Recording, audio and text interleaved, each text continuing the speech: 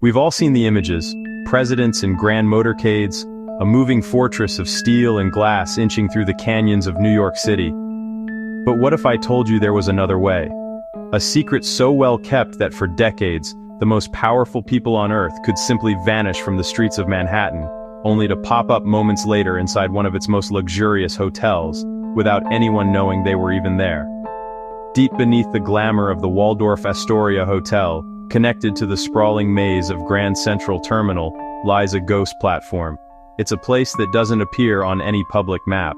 This is the story of Track 61, the secret presidential platform you were never supposed to see. And that official story you think you know? Well, that's only half the truth. Title: The Secret Track 61. Story you missed on TV. If you've heard of Track 61, you've almost certainly heard one name dropped alongside it: Franklin Delano Roosevelt. The story, as it's often told on TV specials and in popular history books, is dramatic, clandestine, and just perfect for the big screen. It goes like this. To hide the severity of his polio from the public, FDR would arrive in New York, and his train, carrying a custom-built car, would be secretly diverted onto Track 61. Then, in a wild feat of engineering, his personal limousine, a heavily armored Pierce Arrow, would drive out of the rail car and onto the platform. From there, a massive, specially built elevator would lift the entire car, president and all, right into the Waldorf Astoria's garage. It was the perfect deception, allowing a president to maintain an image of strength, all thanks to a hidden piece of railway. This single powerful image, a president's car being lifted from a secret train into a luxury hotel, is the defining myth of Track 61. It's a story of intrigue, power, and disability, all meeting in a dusty, forgotten corner beneath the city. It's the story everyone knows. The only problem? It's not true. For decades, the centerpiece of this legend was an old, imposing rail car left abandoned on a track right next to the main platform. Tour guides and historians would point to it as the FDR car. They'd highlight its heavy-duty construction, its supposedly extra-wide doors, and what looked like armor plating, all presented as proof of its secret presidential mission. For years, this was the story, repeated so often, it just became fact. But the truth has a funny way of surfacing. In 2019, that exact railcar was moved from its underground home to the Danbury Railway Museum. And once it was out in the open, under bright lights and expert examination, the myth started to fall apart.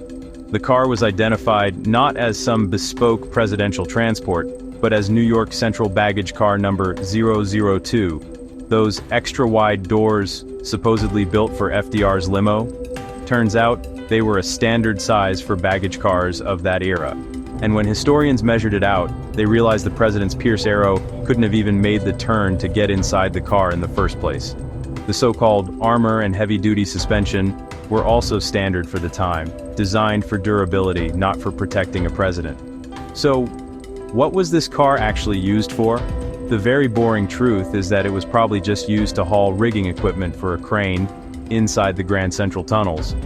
It was then unceremoniously abandoned and left on the siding for decades. A piece of old work equipment that, by sheer luck, was left in the perfect spot for a legend to be born. So, does this mean the whole FDR story is a complete fabrication? Not exactly. The reality is just far more specific and, in its own way, more interesting. The myth was a dramatic overtelling of a much simpler truth. We have documented proof, thanks to Secret Service memos, of exactly one time President Roosevelt used Track 61. It was October 21st, 1944. FDR had just given a campaign speech at the Waldorf Astoria and was heading back to his home in Hyde Park. The official record states that at 10:05 p.m., the president left the hotel, took elevators down to the New York Central Railroad siding, located in the basement of the hotel, and boarded his train. No car, no giant elevator, no grand deception. It was just a president discreetly using a private entrance to get on his train, away from the press and public. It was practical, not cinematic. But FDR wasn't the only president with a connection to this track. For decades, nearly every sitting president from Herbert Hoover to Barack Obama has stayed in the Waldorf's presidential suite. The existence of a private, secure entrance was a huge security asset. This was put to the test in 2003, when Track 61 was reportedly prepped as an emergency escape route for President George W. Bush and his staff during meetings at the UN General Assembly. So while the idea of presidents using it all the time is a myth, its status as a very real emergency escape route is not. It's amazing how one piece of evidence, like an old baggage car, can totally rewrite a story we thought we knew. Uncovering these hidden histories is what we love to do. If you're fascinated by the secrets hiding just beneath the surface, do us a favor and hit that subscribe button. And let us know in the comments, what's a local legend or hidden piece of history in your town that you've always been curious about? We might just investigate it next.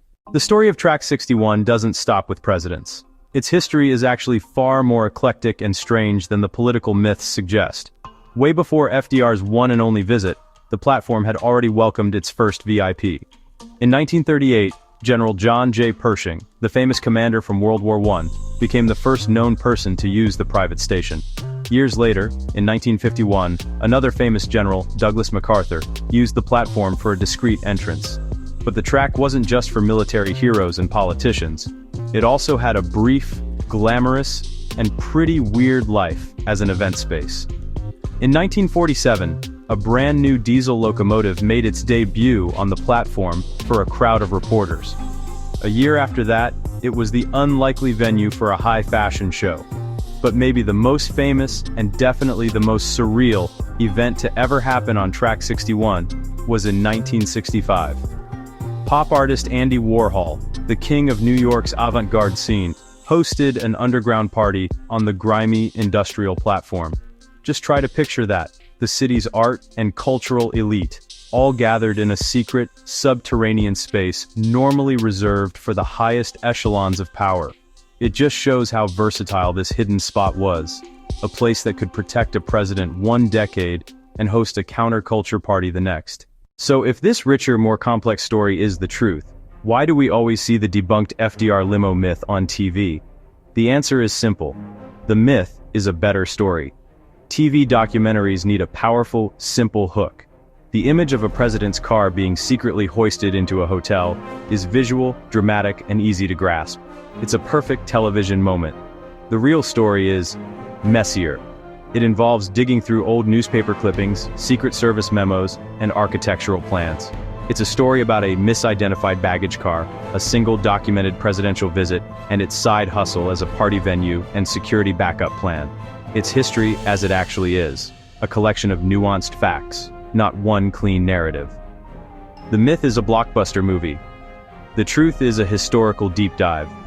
And for a 45-minute documentary, the blockbuster is almost always an easier sell. On top of that, the secrecy of the era played a huge role. Back in the 30s and 40s, the president's movements weren't broadcast 24/7. This lack of public information created a vacuum, and legends love a good vacuum. The myth of Track 61 was able to grow precisely because the truth was so tightly guarded. If you tried to find Track 61 today, you'd have a hard time. It's not open to the public. The only way down is through an unmarked door on a side street, and you'd need a guide with the keys. What you'd find is a space frozen in time. It's dark, coated in a thick layer of industrial dust, and dead quiet, except for the distant rumble of active Metro North trains on the next tracks over. For years, the highlight was seeing that old decaying rail car, the so-called FDR car. But now, even that's gone, moved to the museum in Danbury. The platform itself is just a concrete slab, a ghost of its former secret life. The famous elevator connecting to the hotel still exists, but the track isn't in regular use anymore. With the massive, multi-year renovation of the Waldorf Astoria, the future of Track 61 is uncertain. It remains a piece of the hotel's infrastructure, a relic of an era when privacy and power moved through different channels. It's a physical reminder that the New York City we see is built on layers of history, of forgotten power plants, abandoned tunnels, and secret platforms that once served the most powerful people in the world. The story of Track 61 is a perfect example of how history gets written and rewritten. We started with a myth, a dramatic story of a president, a limo, and a secret elevator. But once we peeled back the layers, we found a more complex and, honestly, a much more interesting truth. The real story of Track 61 isn't about one car or one president. It's about the intersection of power, privacy, and infrastructure. It was used just once by Franklin Roosevelt. It served as a critical but unseen security asset for decades, and it moonlighted as a venue for high society and underground art. The legend you missed on TV isn't some single explosive secret. It's the quiet, nuanced reality that history is rarely as simple as the stories we tell. And it's a powerful reminder that sometimes the most incredible stories aren't the ones on display in grand halls or televised motorcades, but are the ones lying dormant, just waiting to be rediscovered, in the silent hidden spaces right beneath our feet.